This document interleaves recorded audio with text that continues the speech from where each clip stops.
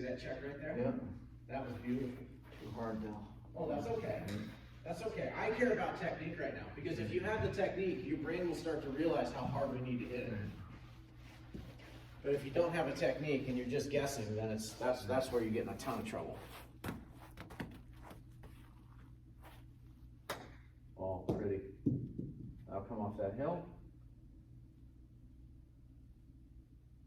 Nice. Yeah, that feels better with the.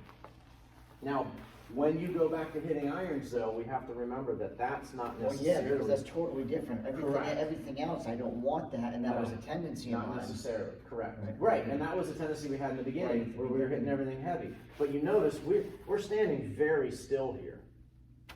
You know, just like we're putting. So our bottom of the arc really was never moving. So we can really kind of feel like that's where I want to hit. Right there. I'm hitting in the same exact spot every time. In the big swing, you know, we're moving, and then on the bottom of the arc changes. So that's why our hand positions are different when we're moving at a full swing. But that technique right there, that was really good. That was really good.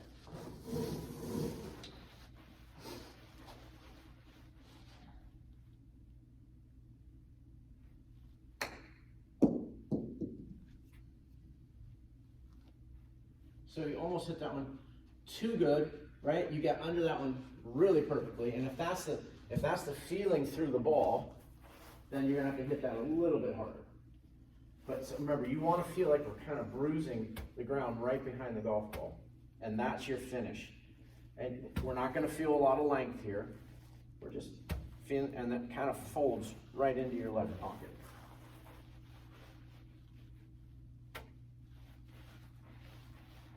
A little bit longer language feel on this one.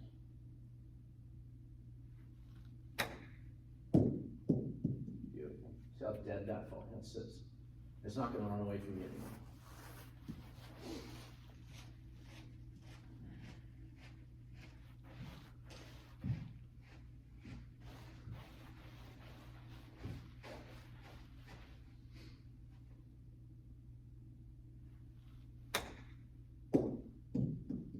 Oh, wow. How pretty was that? How pretty was that? Right off the bat, you're thinking, oh crap, I'm going to hit the wall. Yeah, that is weird. Yeah, that's a weird feeling. Okay, so when you're watching golf and these guys have this little 60-yard or 40-yard shot, this is exactly how they're hitting it. And you're going to see that ball do two skips and then either just stop dead or kind of break and then roll out to the hole.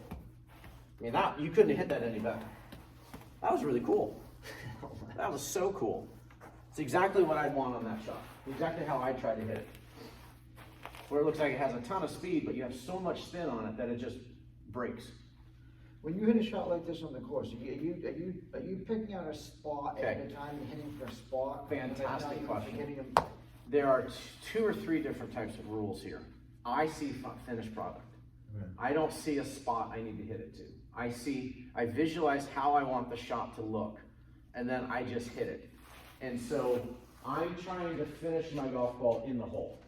Right? And if it doesn't go in, obviously, the chances are it's not.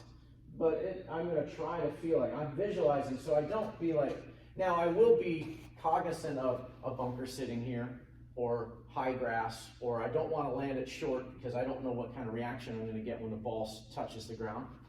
But all I'm doing is going to the final destination. There are a lot of great players who are like, okay, here's my 2-foot circle I want to land it in. So that's totally up to you. I'm a full picture guy. I've never been really good at, here's my spot I want to hit it to. Because then I lose track of where my final destination is. I'm not as good as putting the puzzle together. I'm more of a guy that's just like, if I have a hole that I want to hit it to, so if it's all the way down at the bottom, I kind of see in my mind like, okay, so I have a hill here. If I check it into that hill, it could kick left, so I'm going to try to feel like I'm short of it or over it. But because it's all downhill, I'm going to be sort of short of it, and then I'm just going to feel like it's going to go to the hole. And I blasted it.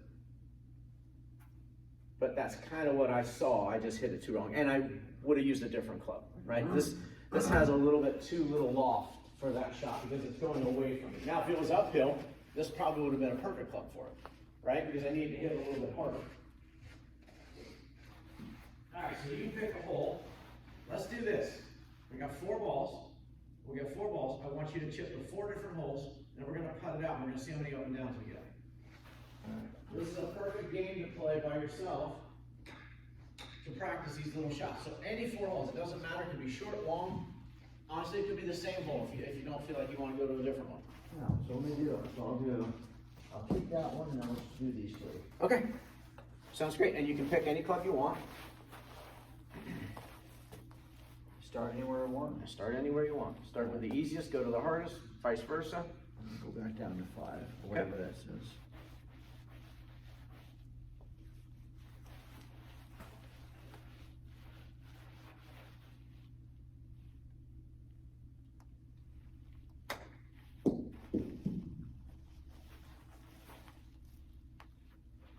Okay, so length of swing was just a little short on that one. So do 3.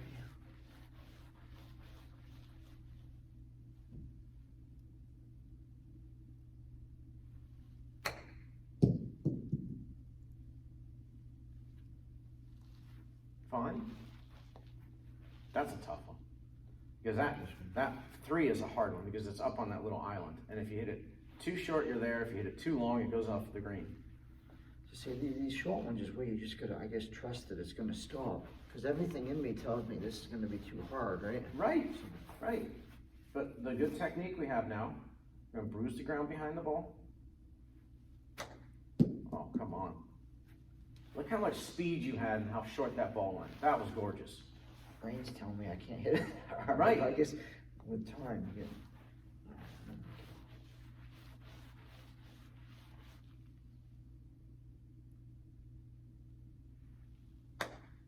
No, I hit that one. Still stop, but so I you missed. still have the technique. So you it's still have good miss strength. right. All right, grab your putter. So we have 2 pretty confident we're gonna make. Oh, well, this is where your score drops tremendously. Because you're starting to hit the ball well. That doesn't always translate to lower scores. This is where, like when you turn 3 shots into 2, 10 times in a round, that's 10 shots now all of a sudden. So you went from 92 to 82, like that. So, and you didn't hit the drive any better, you didn't hit your approach shots any better. That's the crazy thing. That's where this short game is so impossibly important.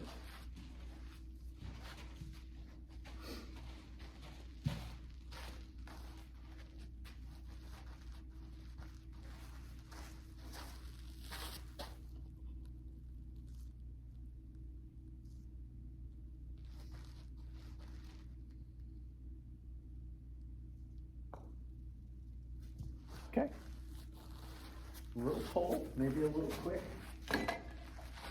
That's all right.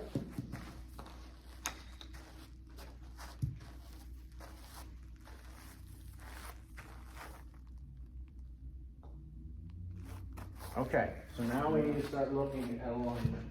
That's 2 we've pulled. I'm also not doing that. I'm not doing the, get back into the.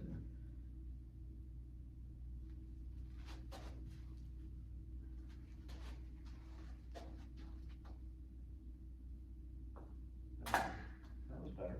Wasn't moving. Okay, good. Good.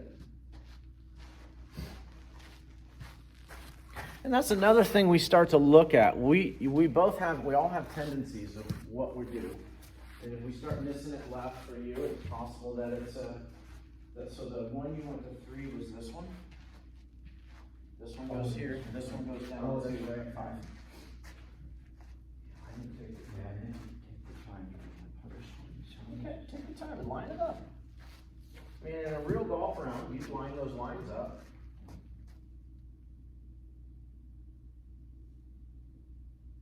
Good. Good.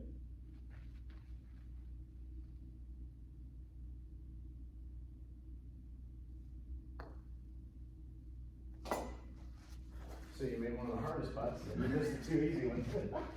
That's golf in a nutshell right there. Great putt. Super good putt.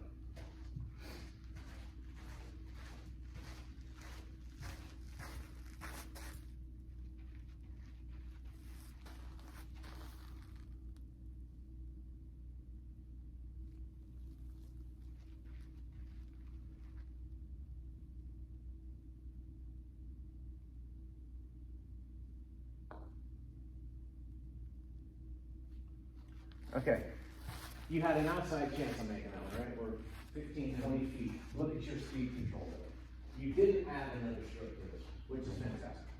You kind of like, you have to be like, all right, I didn't hit the best chip in the world. Let's just not add another stroke when we're putting. All right, another round?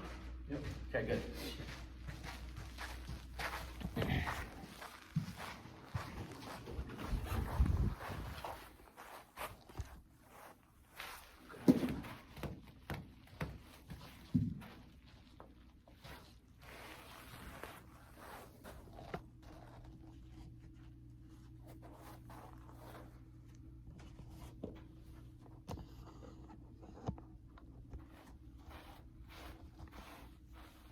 I'm gonna go right down this side.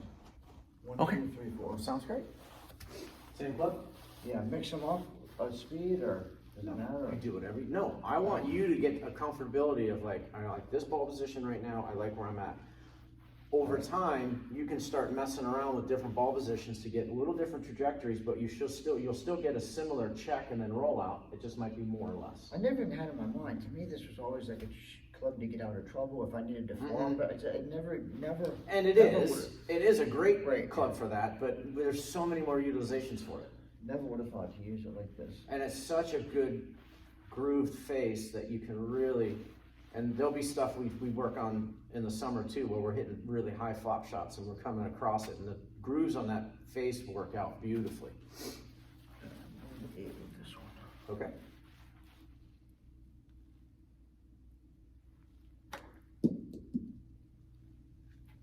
Really good. Whatever that one is over there again. Okay.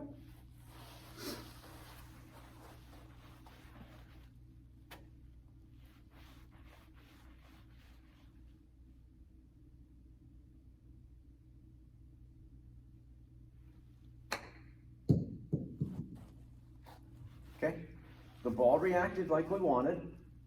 That's a tough one. That was one of those mental ones where you're like, you almost never hit that too hard because you just know the fall off is off the green and then you're chipping again. And we know that's a cardinal sin in chipping. We never want to chip twice. So to leave that one short in my book, I would probably be doing the same thing. And if I hit it really close, I probably got lucky. Because I'm thinking the same thing. I just want to give myself a little putt up the hill where at least I can maybe make it 4. I'm gonna do 5 now.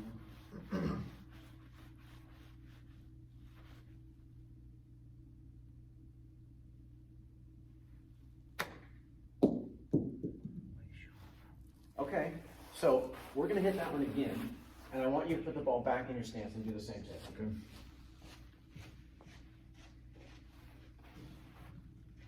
Because it's interesting, you've hit that shot twice now with ball position forward. You've taken a longer swing, but realizing at impact you have the 64 to almost 67 degrees aloft, and that ball's coming off super soft and not rolling out. So now let's play one more center, or there you go, and make that same good swing. It'll come out slightly lower maybe, but still have the same reaction once it hits the green. There, beautiful. There's your check, and there's your little trundle to the hole. I love how that feels hitting down. Yep, and notice there's never a divot. If you're doing this on real grass, you take a divot, then we have to step back and go, okay, I might be coming too steep instead of feeling like we're getting that position right there, instead of feeling that. All right, so I'm gonna go to the last one. Okay, awesome. So we're going further now. So again, we might want to make sure our ball position isn't too far forward because we don't have to fly this high in the air. There's nothing we have to carry, really important.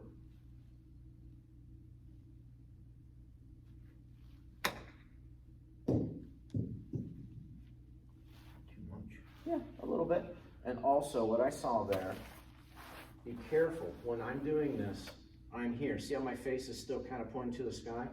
That one, you kind of rolled it. If we roll it, you lose some of your backspin. There. Let's do that again. Does that make sense?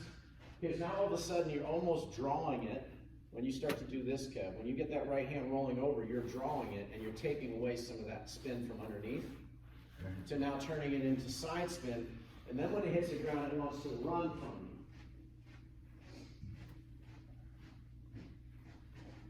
you. Yeah, I definitely did that, because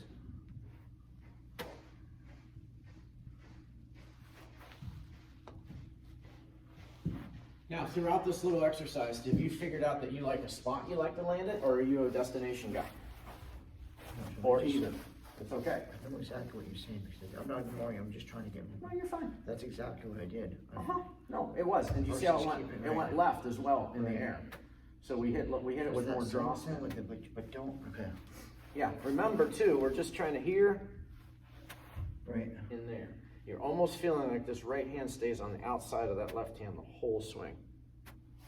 So like if I did it for the video here, it wouldn't be never this. Right. It would be here, that look with my hands, that look. There you go. And you can even, and the further we want to hit it, you can even start with your face slightly open.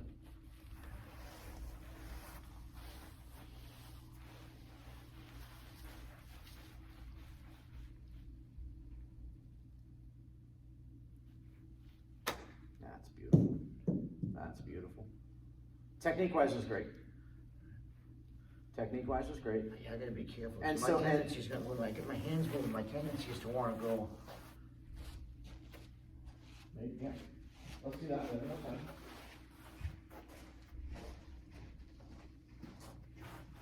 And since we have this longer shot, you're either going to play this more back of your stance or you're going to grab your 52. Now, we do have a huge gap between these two. So there might be a time where we get 56 or 58. Just so we have, not 58 maybe, more 56, because this is your gap wedge. That's your ultra lob wedge, right? 64 degrees is on the higher end of lob. Right. This is your gap. So you have 12 degrees of gap between here and here. And so if we put a 656 in there, then it would be a little bit easier. And replace that. You can replace this because this is pretty close to this guy. You don't have an attack wedge, so yeah, you could replace that. Or we could actually bend this to 56, which adds bounce, which makes this a little bit easier to use in this technique. We could do that too. So if we add loft, we add bounce. It's 1-to-1 ratio. So play this one more off your back or your right pectoral and do the same feeling. Ball's gonna come out a little bit lower, but you're still gonna get the same reaction. You'll have a little bit more speed though, the ball can travel a little further.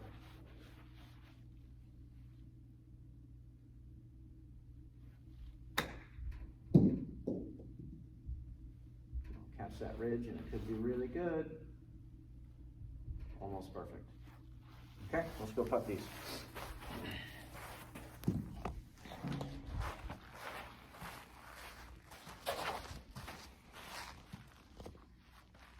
Now, when you're looking at this on the video, I want you to see how you're lining up to this, so pay attention. So right now, don't move. Right now, I'm seeing your foot line slightly left of where you're going. So what that means is you like to have an open stance and kind of feel like the club's going, pushing out, okay? That can be two different things can happen in my mind. You can sit here and be open, and instead of pushing, now you're swinging along your body line and you pull it, which you did on the two short ones, right? So we have to try to feel like, go ahead and set your putter up right now. So if your putter is going straight into the hole, you can see these two lines going away from each other, right? Yeah, that's not good, is it? No. We want to feel like we are square and square on every putt. There we go. So you're going to feel a little closed going into these next putts. Beautiful. I'll get it.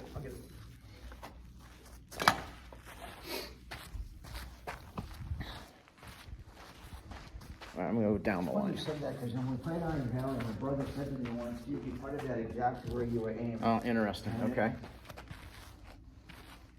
So I'm gonna, let me Atta boy.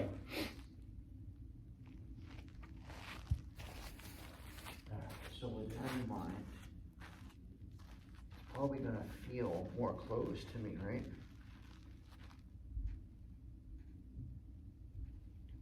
Mm-hmm. Okay. Go ahead and set up and tell me when you're ready. Yep. Okay, go ahead. So that line doesn't match those lines. Would you agree? Yep. So that's gonna be perfectly square. So now we gotta move our toe line, and there you go. There you go. That's better, and you're gonna see that on video what we just did. You just didn't hit it. You just didn't hit it. I mean, you had it, I think the alignment was perfect. Didn't hit it. All right, let's go to this next one. And I'm gonna let you align yourself up here.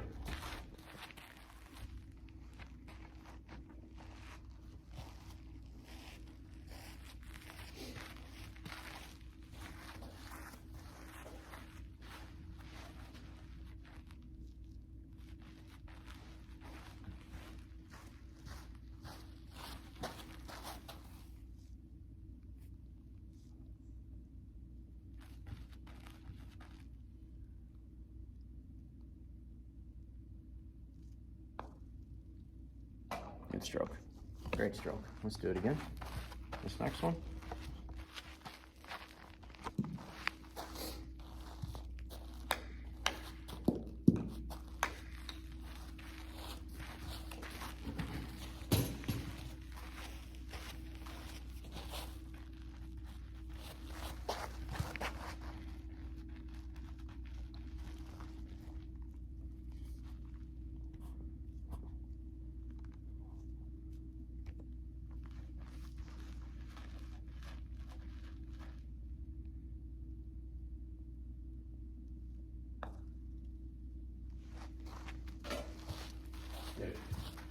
Nice. No, that was beautiful. That was beautiful. But it is imperative that we have our lines all meeting where we want the ball to go. That's important. Yeah, and again, you have some players out there that are going to be slightly open, but they've grooved that. They understand that. That's how their eyes work. That's how their body works. But for the amateur, it's much easier if you've got so chalk line's a great one, right? Or the mirror I was talking to you about. That's another great one to get everything lined up.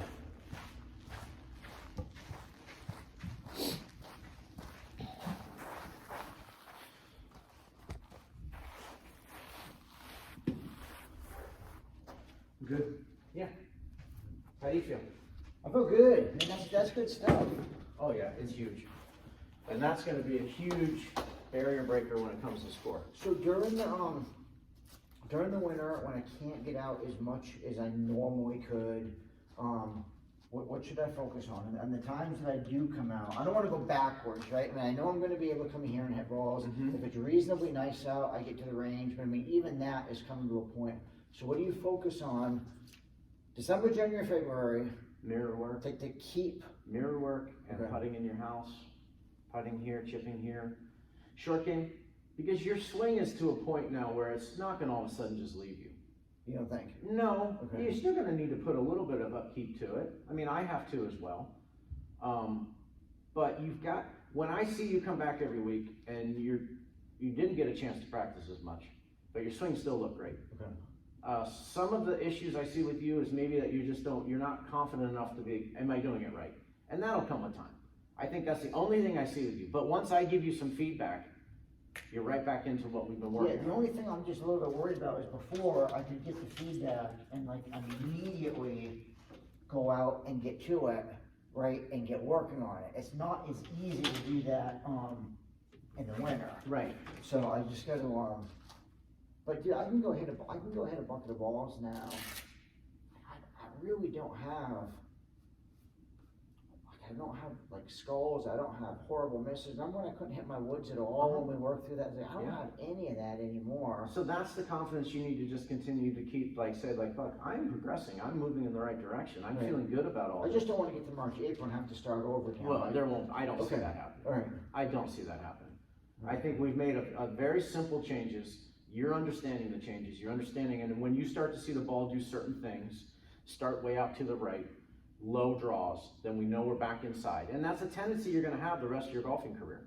I have my tendencies that I have to pay attention to. And if I'm playing around and all of a sudden I see a certain type of ball flight, I'm like, okay, I'm starting to go my old tendency and I have to get back into what I want to try to get this ball to do. And that's a similar thing. and it's unnerving sometimes because you could be playing great and all of a sudden you see one, and you could kind of be like, nah, I don't think that was a one-off. I know I'm not swinging that way anymore. But if you see another shot type like it, then you have to be like, oh crap, okay, I'm starting to revert back to my way. And when we start playing next spring, when things don't go perfectly, you're gonna all want to go back a little bit. It's a tendency thing. You want to go back to like, well, way back in the empty spaces of the brain, it's like, well, I used to be able to hit the ball pretty good this way, and maybe I'll go back to that safety place. And then we got to try to make sure that we don't go back to that. Is then we are tearing down some of the good work. That's why I actually think, you know, I didn't have it in my mind, but that's why I'm actually glad. Part of the reason I'm glad that I decided not to play on the course, because I think I would get out there. I think I'd be so worried about what my score was that I'd be focusing on that versus just. You are 1,000% correct. In a perfect world, I would like my students not to play golf until they get a handle on what they're trying to do. And they have such a groove that now their thought process is like, well, it's okay. I'm still working on the technique that we're working on. I'm glad. But it's impossible though, because everybody they're taking lessons to also play. So it's just like, and then they go out and play, and then when they come back for the next lesson, I can see that they played, or I've asked them, and then I can see their tendencies are back to where they used to be. And then we have to almost unwork that again, get back to where we want to get, and then they're super excited. They go out and play, they'll play half the round like they're doing like we want, but then it sort of just goes right back to where they think they need to be again. And the best results I've gotten are guys like yourself who just merely just like Ranger Rick. It's the guy on the range just hitting balls. And then all you have to fall back on is all the hard work you've put in and all those swings you've put in to where now your default is what we've been working on instead of your old stuff. It's not an easy game, man. I'll tell you, because you get out there, even some of the stuff like, man, when you change my grip to begin with, it's so uncomfortable. And I was at the range for a week working through that, and but if you stick with it, like it feels so much better now, but you can see the results now. Mm-hmm. Okay, you have to be diligent because it's so you easy. do. It's so easy to go back to what's just. Oh my god! And I have people fight me in the lessons like, no, I can't do that. And I'm like, okay, then this is what we're gonna have to do, and this is the shots you're gonna see once in a while. And you're gonna be going along at 3 or 4 over and have the best round of your life, and then all of a sudden, because of that grip, you're gonna blow one out of bounds, and all of a sudden you're gonna make it 8. And now you're a sad golfer now, because you're on cloud 9. Like, oh my gosh. I'm gonna have my best record, my best score ever. And it's just because of those little fundamentals or those little tendencies that they have that they're stubborn, that they don't fix. And the grip's one of them. The grips is the hardest one sometimes to get people to buy into. But if I can get some results quickly, they might stick with it. But sometimes it's just inevitable. I'm gonna see them back and they're gonna be this guy. Yeah. Big super strong grip again and can't get the fairway woods off the ground and everything's going low left. And I was like, well, it's your grip. And he goes, yeah, I know, but I can't. Like, okay, well then. But aren't they, if you take that approach, aren't you forever just, to a degree, limiting yourself?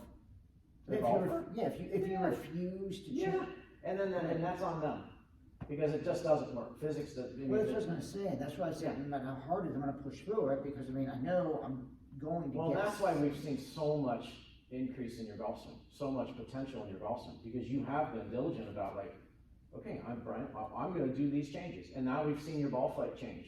We've seen backspin. We've seen different types of curve. We've seen, now we're learning a whole new process. Now we're learning a whole new release pattern with these little chips. And now your ball's reacting like everybody that you watch on TV. That's impressive.